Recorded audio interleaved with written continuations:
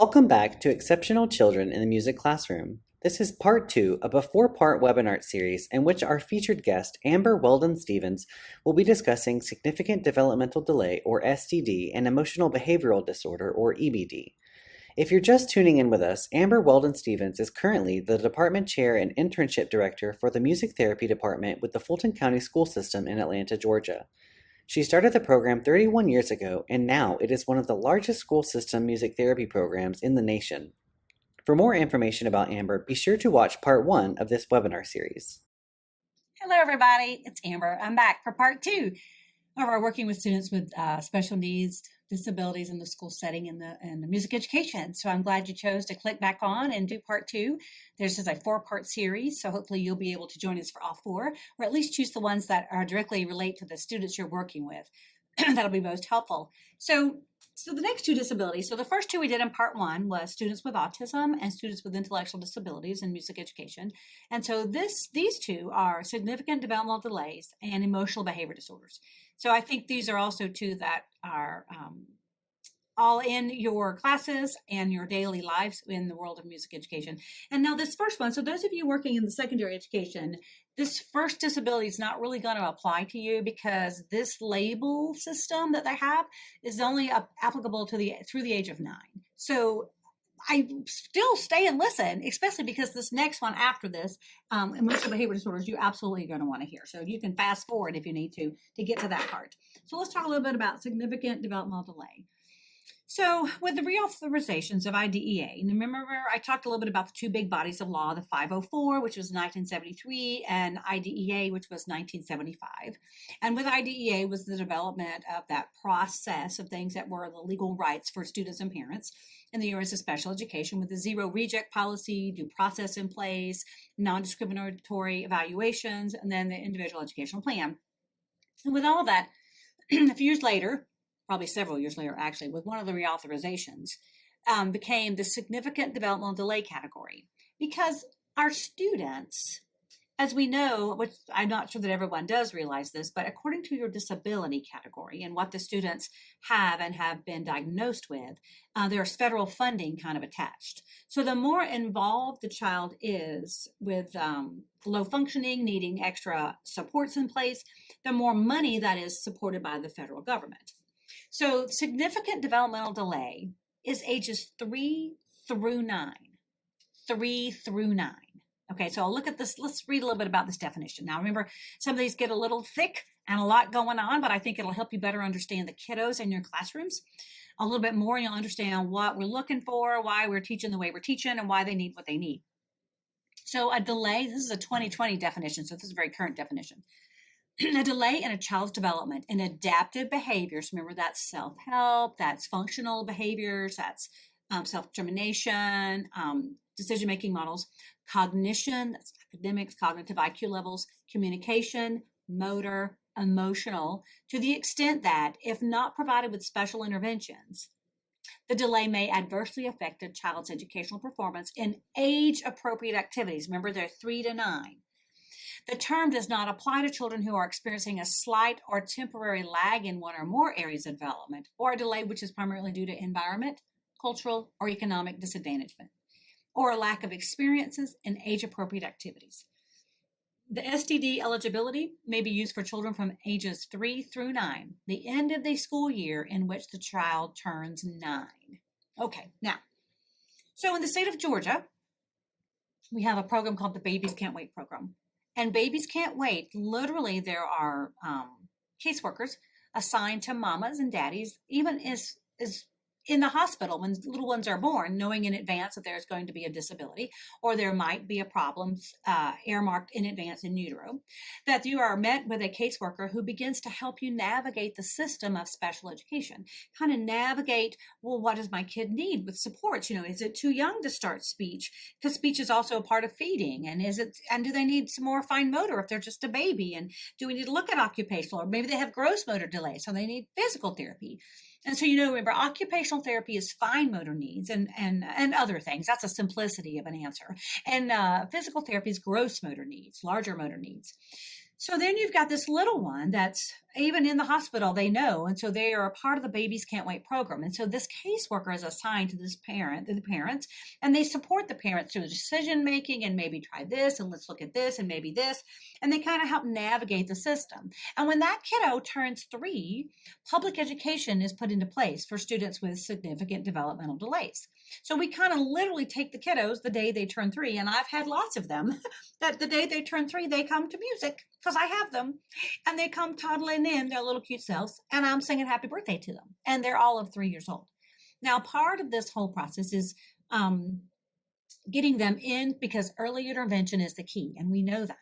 Now, remember, they know that there is a delay in some of these areas that's mentioned in this definition, but they don't really have a diagnosis yet of other things besides this. So this is where they start kind of earmarking and paperwork and qualifying, getting kids into the program because they've qualified under this disability. And then while we have them in our preschools and our special needs preschools and special needs kindergartens, we're trying to really figure out what is more of their primary diagnosis. And so this is done through further testing, through working, and the kid getting older and learning skill sets. And as they get older and into their kindergarten year and first grade year, that's when we start really looking at, is their primary disability category more intellectual disabled? Is their primary disability more autism spectrum disorder? Is their primary disability more fill in the blank of these other disabilities?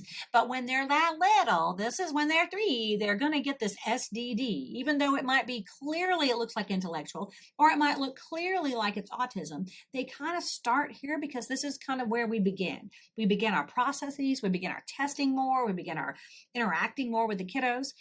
So for you in music education, you may not get these little ones at 3 and 4, unless you're teaching those inclusive preschool classes, which exist in our county. I don't know if they exist where you're at, but I work with the inclusive preschool classes. And that means that, it's like the government funded lottery programs for the 4-year-olds, not those, but a model that is similar. They're still 4-year-olds, but there are 14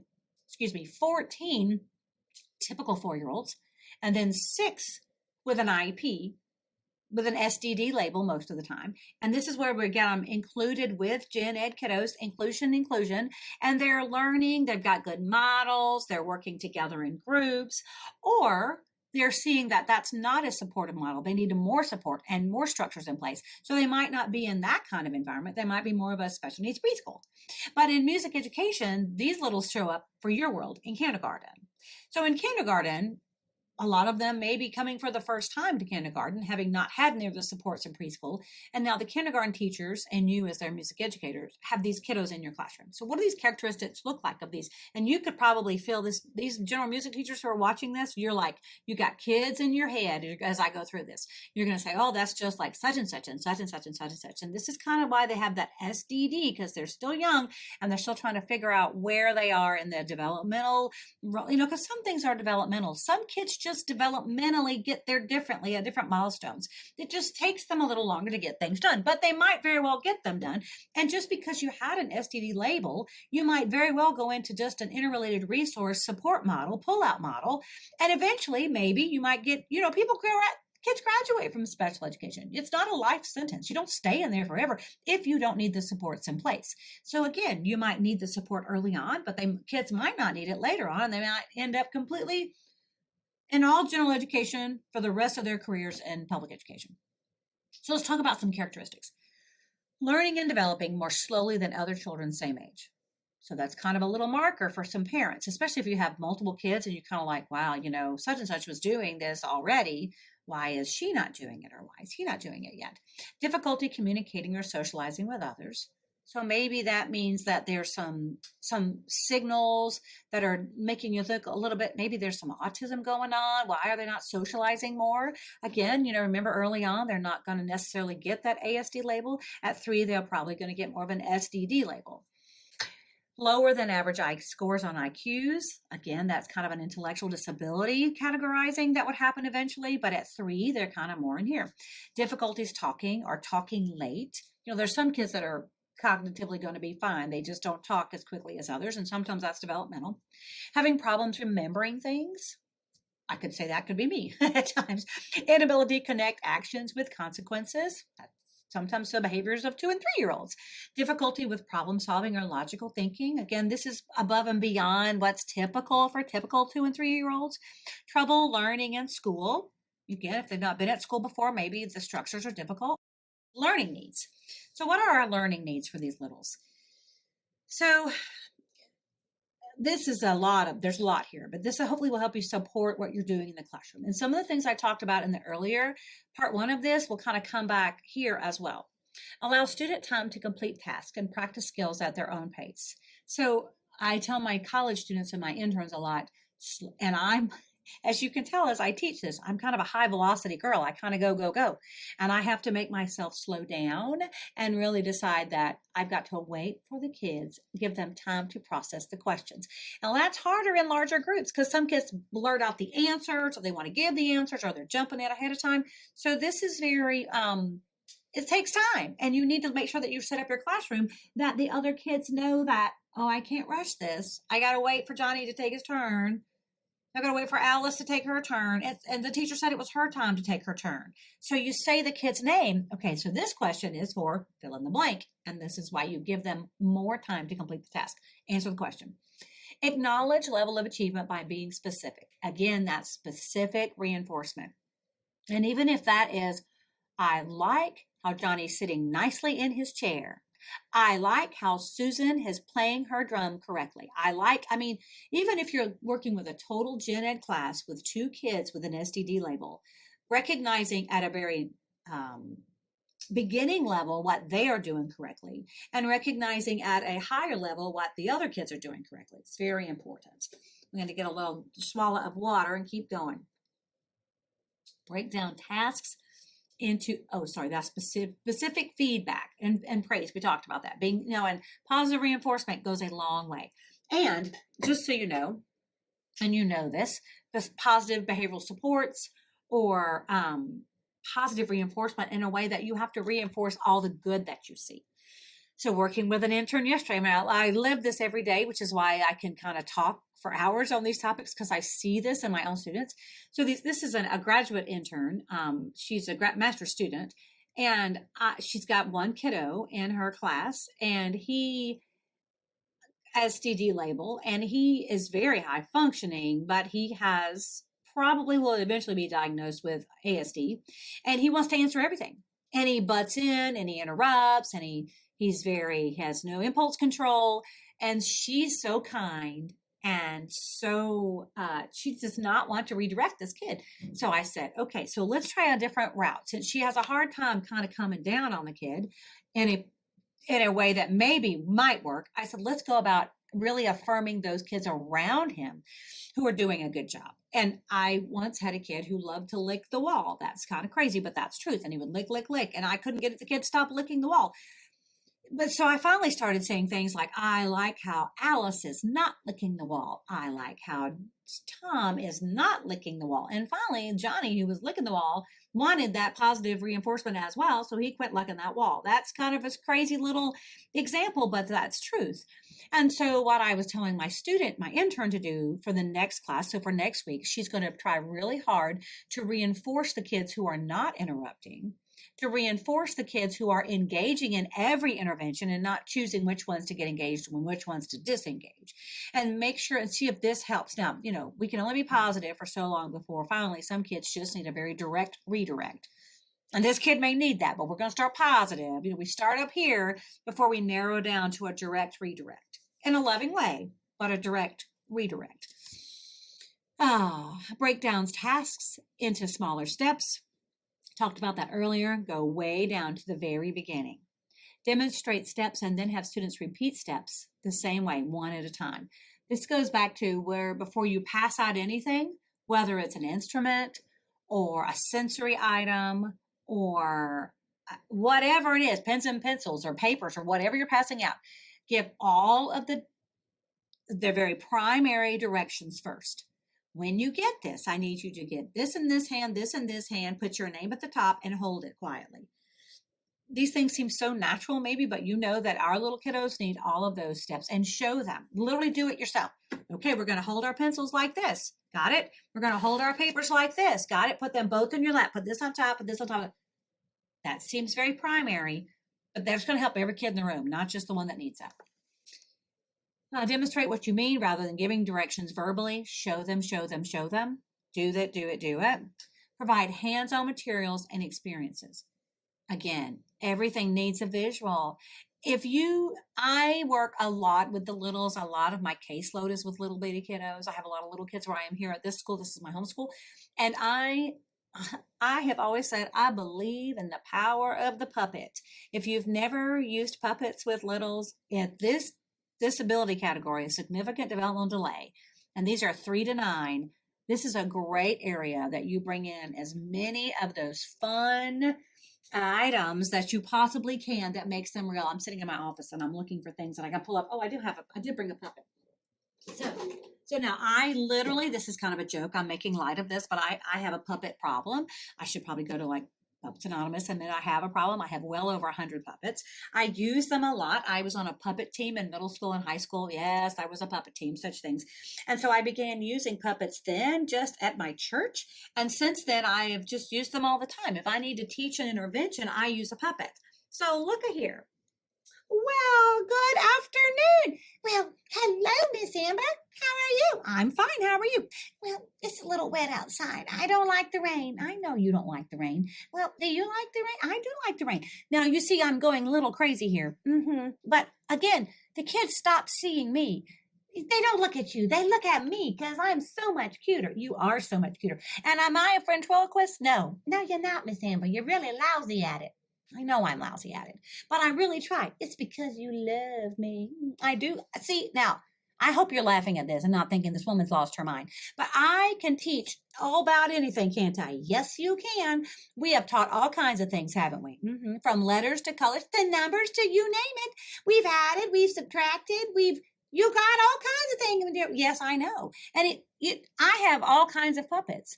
So I take things as concrete as possible and I present things as concrete as possible. Okay, you got to go now because people are looking at you and not me.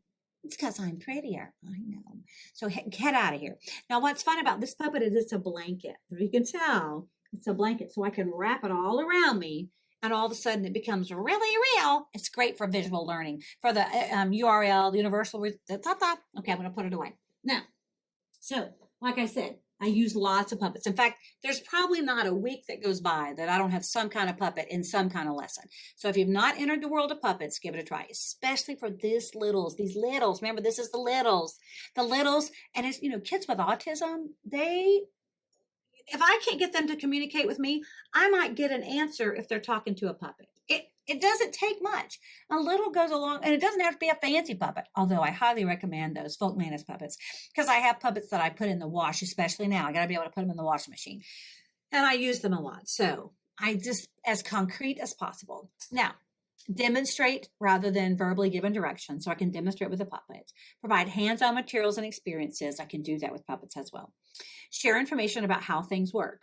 This works because of this, and this doesn't work because of that. Be consistent with classroom rules. Pair a student with a buddy. Now remember, you got to select your buddies. You got to decide that this is a good buddy because this buddy is supportive and kind. And some buddies aren't good buddies, so you select. And remember, teachers, your attitude sets it for the room. So, let's imagine that some of these little kids join your room because they're in their mainstream. So they're in a special needs, self-contained class, but they come to your room for specials. So here they come. You got to be like, yay, Miss Smith's class is here today. And they've come in and they've joined Miss Jones' class. And now you've got to make it. You cannot be like, yes, Miss Smith's class is joining us today. That I know. And you might feel that way deep down, but remember, fake it till you make it. So you've got to deep down dig. I hope that these kids become your favorite. And I know these are the kids that will tax you the most, push you the most, make you plan better than you've ever planned, makes you get more structured than you've ever been. But everybody in the room will benefit from how well you structure. So I hope you love it. Be consistent in your classroom rules, set them up and be clear about them and your consequences. Now, if you need a behavior chart, build a behavior chart. I use behavior charts. Like if I set one up and I'm going to use it, then I can't use it one week and not another. I have to be consistent with using it. And I have to be consistent with what they're earning. Now, I know that at the end of the day, Primary reinforcements work. We're going to get into that later. That's the next group. I'll wait on that. Just be consistent with your behavior charts. We'll talk about that in our next disability. Classroom rules. Set up a routine so they know what to expect. That's why that visual schedule is so important. Provide a visual schedule of activities that can be understood by the student. Understood meaning if they're not reading it, not only do you have the words, but have an icon, a little graphic representation of what it is that you're doing. So if you have an instrument song, put a little picture of instruments. If you have a movement song, put a little picture of somebody doing a little dance. If you have a whatever song, have a little picture of it so that they see that they may not be able to read the words, but they see that hello, a little stick figure waving, hello, and then a goodbye at the end. So they see, okay, I understand what's going to happen with us in classroom.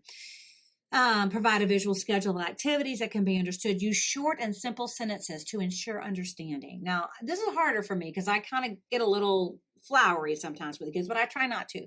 So if they're running around the room, sometimes some of our teachers say, sit in chair. I have a hard time with that because I want to make it grammatically correct for all the other kids in the room. So I need to say, find your chair, sit in your chair. And then I would go back and use those little pictures that I showed you before. See, I've got all these things. So I'm showing these little pictures. It's time to stand or it's time to whatever, time to be quiet, so that I'm showing these as well as saying it. So they're seeing it. I'm showing them. Visual representation, so important. Repeat instructions or directions frequently. Now, even general ed kids miss out on instructions. They don't hear them because there's too much noise in the room, and they all need to hear them more than one time. So make sure you say them and you say them again. And as we all know, don't let them leave that room till they know what's next. And how bad is it when you're at the end and they all start packing up? Oh, that's the worst in the world of band. It's like, don't move until I tell you. Let me get the last announcement out. Make sure they are still. Now, keep distractions to a minimum as possible. That's hard. Elementary in and out announcements to the best you can. Speak more slowly and leave pauses for students to process your words. Again, I'm terrible at that because I talk too fast. So sometimes this is a joke, but this is what I said once to this group of kids. They said, Miss Amber, you're talking so fast, I can't keep up. And just jokingly, I said, oh no, you just need to listen faster. And the little kids went, and then I said, it's a joke. I'll slow down. But I know that, and I know I have to slow down when I'm talking to them. As my husband says, I turn on my Southern accent when it's time for me to slow down, which I do. Remember, I told you I grew up I did this in the first part. I grew up in South Georgia, in the middle of nowhere, which I used to call the armpit of South Georgia. I grew up in a very, very rural area. So when I have to slow down, I think I'm going to turn on my Southeast Georgia charm. Okay. Ask one question at a time and provide adequate time for students to reply. So don't ask multiple questions. And when you're asking the kid the question, say the kid's name so that you get their attention. Ask the question, probably ask it again, and wait for a reply. Okay, let's see what's next. Okay, successes in music. These littles love music, and there's so much you can do in setting up a general music classroom. These kids can join your classroom and be so successful. If you think about all the things I just said, and these are things that they will love to do. Communication opportunities and musical activities, this call and response ideas and having them be able to sing a chorus that is so repetitive, having a song of the month so that they get that same song every time they come in the door, at least one song or the dance of the month or whatever of the month. So or the same hello song or the grounding activities. I do a lot of grounding activities early on with these littles because I always have a hello, and I'll do, like I said, the weather, and I'll do the day of the week, and I'll do the month of the year. And we spell it and we put the date in our bodies, and then we talk about whatever month it is, and then we have our song of the month or our dance of the month. So that they say, well, it's February. How many chunks is that? February. So we put it on our knees and we put it in our heads and we put it on our shoulders and I put it on a lollipop drum. And then we spell it Febrary, and we chant how to spell it. And every little way that I can get it in rhythmically in their bodies. So any opportunities to add that in communication. Songs with finger plays. We all love our finger plays. Don't be afraid to not use them. We need to go back to old school. We've got so much technology, but I think sometimes we just need to use our hands. Where is Thumpkin? Where is Thumpkin? Here I am. I mean, these are teensy littles, but kindergartners need to be kindergartners and second graders need to be second graders. And we And I'm just as guilty about not going to those classics because remember, if we don't teach the classics, those golden oldies, they don't learn them. They don't realize that Twinkle Twinkle and ABC are the same tune. And they get so many piggybacks that they don't really know what belongs where anymore. So teach I'm a little teapot. Teach those precious little goldens that one day they'll be able to teach their children and their grandchildren. Okay, that's a soapbox. I'll get off there. Incorporate singing and dancing. Yes, any way you would have taught it. Concrete, specific directions. Rehearse what you teach. Rehearse what you teach. Don't teach tons and then do it. Teach one move, do it. Teach a second move, do both of them, do it. Put them together. Very incremental in how you teach it. Active in singing. Oh, sorry, back up. Individual interest in improvisation. Yes, they love to improv. Just make sure they know how to accurately play the instruments. Make sure they can't hit them anywhere. Show them how to hit them. And be tough on them if they start banging things they shouldn't. Make them hold that mallet correctly. And there are adapted mallets. And there's a great company called West Music out of Iowa, and they have music therapists on staff. And they sell all kinds of music equipment, but they are very good about adaptable and adapted instruments, adapted rhythm instruments, adapted other instruments, how to adapt guitars and ukuleles and you name it, recorders. There's all kinds, and it's westmusic.com and out of Iowa. I highly recommend them. If you're really kind of struggling trying to find a way to adapt something, check them out. And like I said, they have a music therapy staff, which helps to build and create a lot of things that they take back to their engineers to create for our classrooms. They're a great organization. Active listening to music. Yes. Have them really listen with those, those listening charts and the guides, and have them, close their eyes if you need to. Create those moments, those sensory times. Instrument plays with hand movement. Yes. All of the things, any kind of visual you can give them about playing high, playing low, playing left, playing right. Build an environment for children with STD to actively improvising in music. Let them enjoy that with one another, and elements in the songs to create rhythmic interaction. So all of those opportunities to get their bodies engaged rhythmically, as well as the instruments and singing engaged. Most things that you do in general music for kids with STD, there's a way to break it down and engage them that they want to be a part of it. They want to be with all their friends and they want to be engaged. But it's up to you setting it up in the beginning in a way that they can handle, so it's not too overwhelming and it's not too much at one time. And because they could very well be in a class with 20 other kids. And that can be overwhelming for some of their senses. So that's significant developmental delay. Remember, it's ages 3 through 9, but by the time they're 10, that STD label is taken out of that IEP, and the through testing, evaluations, IEP teams, and the school psychologists, they may be giving a different disability label category. So they might move into IRR, interrelated resource, or LD, or specific learning disabilities. That's what LD is. Or they could move into an ID, intellectual disabilities, or an ASD classroom. So remember, STD kind of gets everybody when they're little, and then we kind of have to figure out who belongs where for their best placement by the time they're 9. Now, some of them get out before then. Some of them, they already are like, this kid clearly, he needs to go into a program that is for the intellectually disabled, and then we'll move them on then. And others, not so much. Others, they're still trying to work and figure out where's the best place for them to go. Okay, these are the kiddos that keep you up at night and give you a bit of an ulcer maybe, and make you dread going to school some days. And they are the ones that I've taught every year of my career, as well as during my internship. They did that with me. They have done that with me. I worry about these kids. I worry about their outlook after 21. I worry. I just want to make a difference in their lives. To me, they're some of the most challenging kids I've ever taught in my life. They continue to challenge me. They continue to push me, and they make me a better teacher. And that's what these kids will do for you as well. So emotional behavior disorders. So according to IDEA, this is a 2018 definition, a condition exhibiting one or more of the following characteristics over a long period of time and to a marked degree that adversely affects a child's educational performance. Okay. An inability to learn that cannot be explained by intellectual, sensory, or health factors. So, like we always say, medicine is the practice of medicine. So, with medicine, saw this with my father when he was ill years ago. They had to rule out what it wasn't. So they would test him for this. They would do this kind of scan or this kind of test or whatever. And they're like, well, this is okay. And this is okay. And this is okay. Well, this is what kind of happens sometimes with some of these disorders is that they do the full range of psychological testing. And they're like, well, it's not this. Their IQ is this, so they're great, or they don't seem to have this doesn't seem to be autism. They're not on the spectrum, and they don't seem to have any. So they kind of are like, not this, not this, not this. So that's one of them. And then number 2, an inability to build or maintain satisfactory interpersonal relationships with peers and teachers. So constantly struggling with interactions with one another, with their parents, with their teachers, with their peers, in all environments, not just in a classroom, but also on the soccer field or at church or wherever they're, all of their areas, they're just struggling with relationships. Inappropriate types of behavior or feeling under normal circumstances.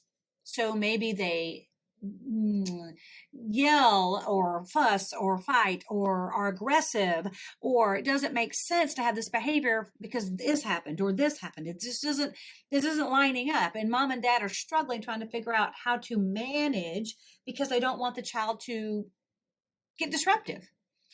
A general pervasive mood of unhappiness or depression. That's really hard as a parent to see that in your child. And a tendency to develop physical symptoms or fears associated with personnel or school problems. Personal or school problems. Now, I should have probably said this on the beginning of part 1, yet I'll say it now, and I'll probably say it again. Nobody decides to have children, and they say, I really wish I have a child with fill in the blank. We all want our kids to be healthy. We all want our kids to be successful. And we all want our kids to do great in whatever it is they love. We want them to be happy. And they're not going to be great at everything, but we just want them to live a fulfilled life. Well, for whatever the reasons, all kids are made equal. They're not all made equal. And then some kids have this issue or this issue or this problem or this problem. And as a parent, your hopes and dreams begin to dwindle in some respect because you get into this deciding to be a parent. And then things go left or go right. And it's just difficult. It's just so difficult as a parent. So this disorder, all the disorders are, no, I'm not saying one's harder than another, but this one's hard because you struggle. The kid appears to be healthy physically, appears to be fine academically, but for behavioral issues, they seem to continue to have issues that you struggle with. And as we know, emotional behavior disorder, it's a life. It's for life. I mean, most of these disabilities are for life. They are. Kids learn strategies, how to help them get through things, how to help them learn a little better. Like kids with LD, they have strategies to figure out, well, I'm not good at this, but if I have these supports in place, I'll be better. Or kids with different things. But these kids, emotional behavior disorders, they have such a struggle with just being happy. There are many kids with disabilities who are just joyous. Well, these aren't always such joyous. So these are tough. These are tough kids. They are. I have said if you can make a difference with these kids, you've made a profound impact difference. And I believe that music has the ability to make an impactful difference. And I believe that music can be something that these kids can turn to when their world is disheveled and not making sense, and they're upset and they're thinking horrible, negative thoughts. But maybe they can go to music and find something that will help calm them, diffuse them, help them make a little better choice. I don't know that I couldn't say that I've always seen kids do that or choose music for that. But my job as a music therapist and yours as a music educator is to open the doors of how wonderful music can be and give these kids the opportunities. There's some very, very, very talented kids who can be an emotional wreck and for different reasons don't stay in band, orchestra, and chorus because they get thrown out because of their behaviors, or they don't stay in connections because of their behaviors. And I urge you as directors to give it a try and give it a really good try. And sometimes our best laid plans still may not work out like we want them to. But at least we can say we tried our very best to help this kid succeed and gave him ways to succeed. Maybe not in large group performing ensembles, but maybe in other ways of music. So let's talk a little bit more about them. All right, these are some characteristics of kids with emotional behavior disorders. And each mental disorder has its own characteristics. So, I had written it in here. So some of them that would be under, that I didn't list them here, but these are some that you have heard of. Anxiety disorders fall under this, bipolar disorders, manic depression, obsessive conduct disorders, eating disorders, and psychotic disorders, as well as schizophrenia. They all fall under this. And this is all kind of, without labeling it as such, areas of mental illness. And, I believe that we do a really good job in public education until they're 21. And after they are 21 and they go on out to the real world, that's when it gets tough because there's a lot of the structures that were set in place in schools aren't there. And when terrible things happen in the world, like terrible things, and then they realize a lot of this goes back to mental illness, it makes me realize even more that we've got to be able to open the doors of music for people. Not that it's going to keep them from doing the things they may or may not do, but it might allow them something to use when they feel themselves spiraling. So some characteristics may be excessive worrying or fear. That doesn't make sense in our world, but it does in theirs. Feeling excessively sad or low. Hyperactivity, short attention span, impulsiveness, aggression, self-injurious behaviors. Changes in eating or sleeping, withdrawal from social interactions with others, retreat from exchanges of social interaction, excessive fear and anxiety, extreme mood changes, including uncontrollable highs and feelings of euphoria to just way lows, immaturity, inappropriate crying and temper tantrums, learning difficulties, sometimes because of all the emotional issues that have kept them out of the classroom, academically performing lower off below grade level, even though they have the ability to perform on grade level, may display language problems in both expressing ideas and understanding what others are communicating, may struggle with organization and time management, are at risk for dropping out of school, may display inability to sustain attention, may have academically performing below grade level, which all of these, one thing spawns another thing, which spawns another thing, which spins out of control with our kids like this. And so our job is to set them up for success in an environment that they will feel safe. Of course, like the other ones I've shown you before, they are visual learners and they are auditory learners. They need all of this, listening to calming sounds. So the visual learning, support visual materials, assist emotional children in knowing what the schedule is and the expectations of the teacher. Again, visual schedules.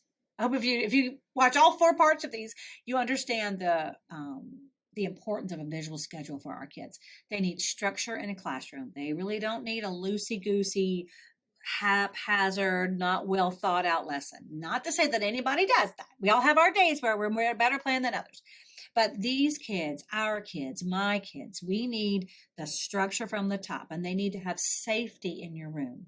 They need to know that when they go to music, that the teacher accepts them for who they are, doesn't make outrageous demands, doesn't put them on the spot, and allows them to make music.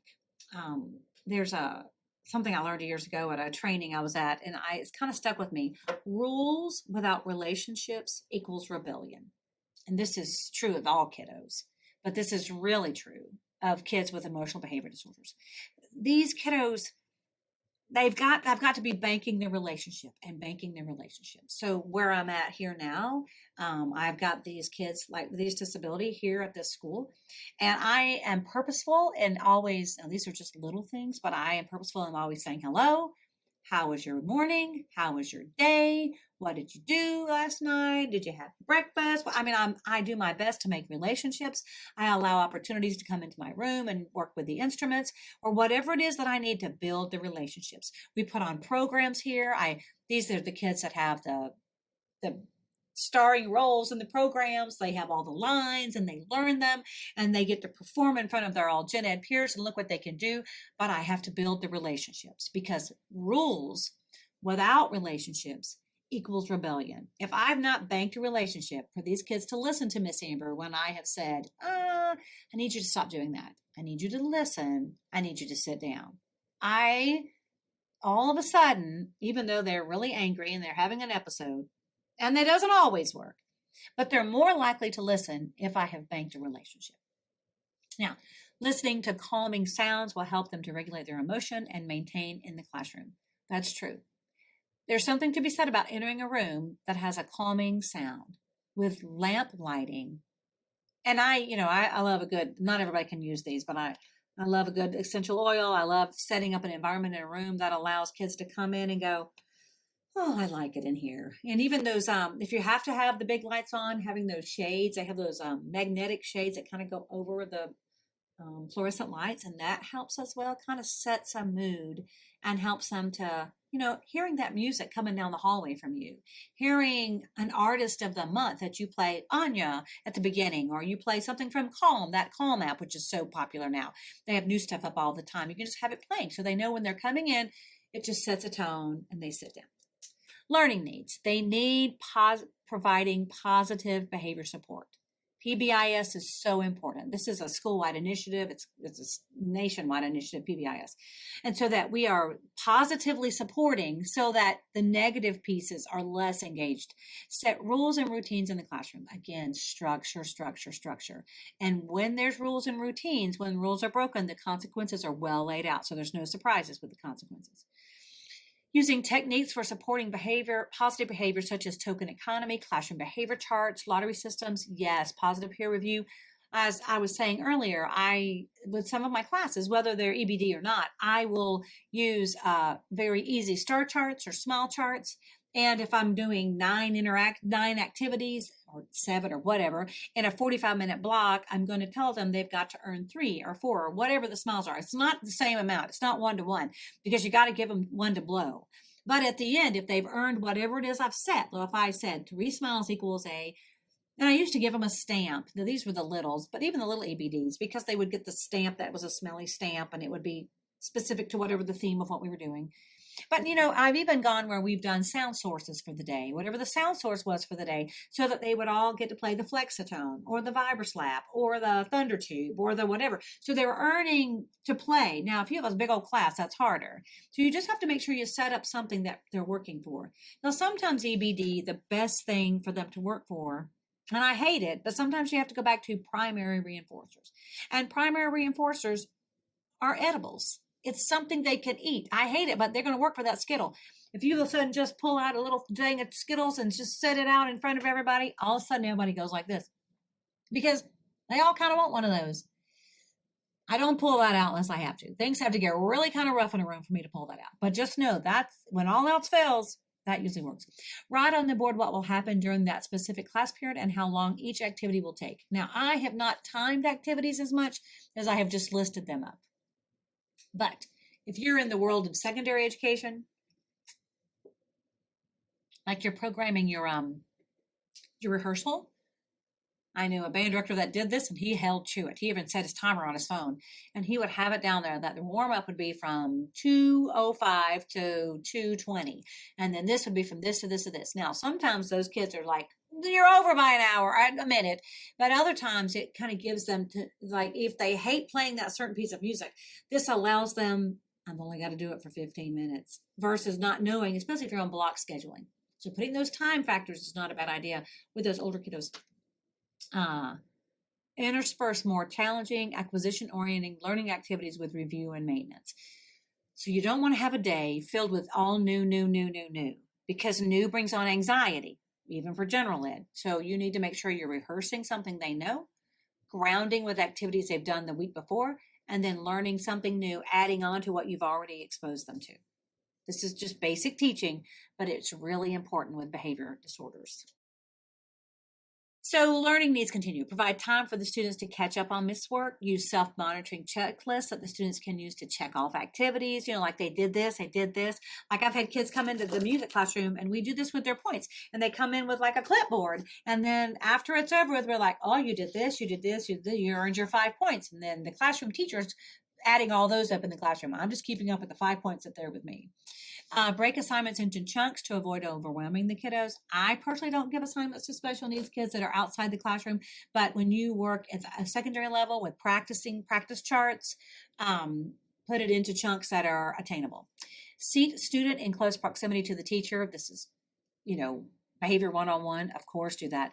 Teach self-monitoring for attention so that they can realize, oh, you're getting a little loud. Use separate setting and or extended time for exams and tests if needed. If you need to, they need to maybe play their playing test in your office versus in front of everybody, or they need to record them and send them in. Keep instructions very simple and very structured. Don't go out there, just say, this is what you need to do. This is how you need to do it. This is when it's due. And have it written as well as say it. Provide opportunities for group participation. This is hard for EBD kids because they don't always play well with others. So be specific in how you design your groups. You know who plays well with others and who doesn't. Keep classroom organized. That is constant. Serve as a model for the kiddos. Show them before you ask them. Show them before it's their turn. You do it, then they do it. Clearly distinguish time, place, and expectations during unstructured activities. EBD does not do unstructured well. They need to know that they've got 7 minutes and they need to do this, this, and this.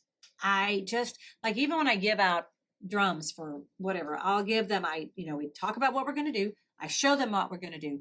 I give out the drums. They're not allowed to touch them till I say, you've got 10 seconds, go. Off they go, 10, 9, 8, and I count it down. Even I've used visual timers. And then when it's over, beep, they stop. And now they can listen because guess what? They had 10 unstructured seconds. Okay. Let students know your expectations. Let them know you expect them to do well and let them know you believe in them. They have to know you believe in them. Oh, there's so much for them. Okay. Use visual supports to supplement verbally delivered instructions. Yes. They got to see it, read it, do it.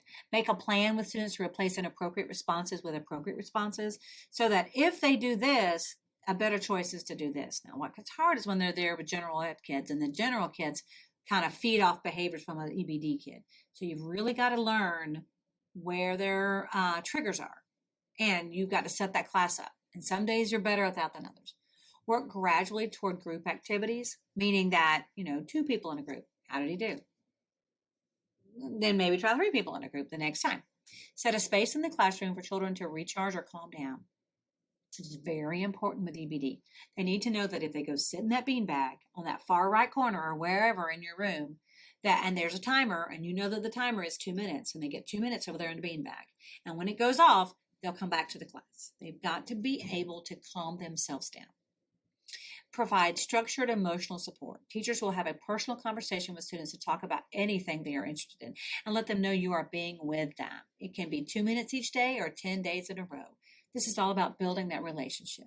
Remember, all kids need to know you care, but these kids need it more than anybody.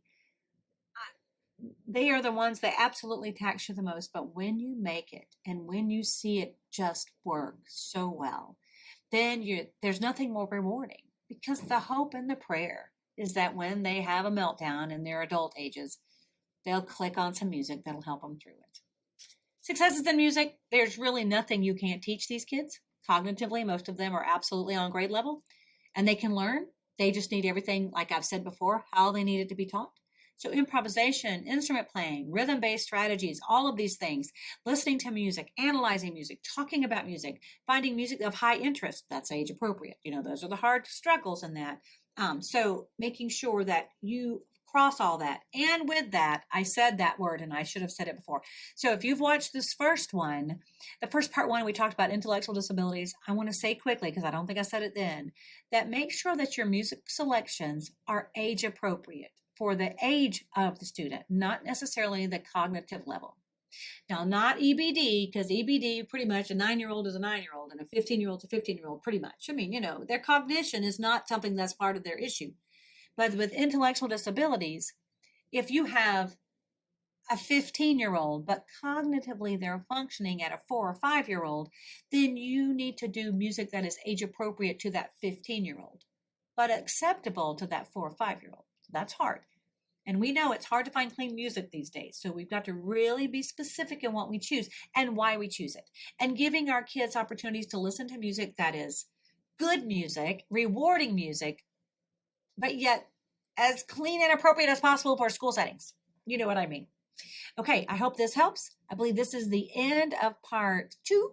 And now we're going to start part 3 shortly. And I hope you can join us for that as well. Take care, everyone. Bye-bye. Thank you so much for watching part 2 of this 4-part webinar series on teaching exceptional children in the music classroom. Before we close, I want to thank Amber for her wealth of knowledge and expertise on this topic and her willingness to share it with others. Our hopes are that you learn something, take some time to reflect on it, and begin to use the information and instructional strategies discussed in this webinar to inform your own teaching practice and support your efforts to reach and teach all students, including those with special needs, in your own music classrooms. Here is my contact information as well as Amber's contact information if you would like to discuss this further or have any additional questions. We'd love to chat. I would ask that if you have a moment to please fill out our brief feedback survey using a QR code reader or type the URL in your browser. One of our goals at the Georgia Department of Education Fine Arts team is to provide relevant and informative, content-specific professional development for fine arts teachers across the state. So any feedback you could provide us would be greatly appreciated and highly beneficial so that we can provide you with the best professional development opportunities as possible. Thanks again for watching. I really appreciate it, and I hope you all have a great day.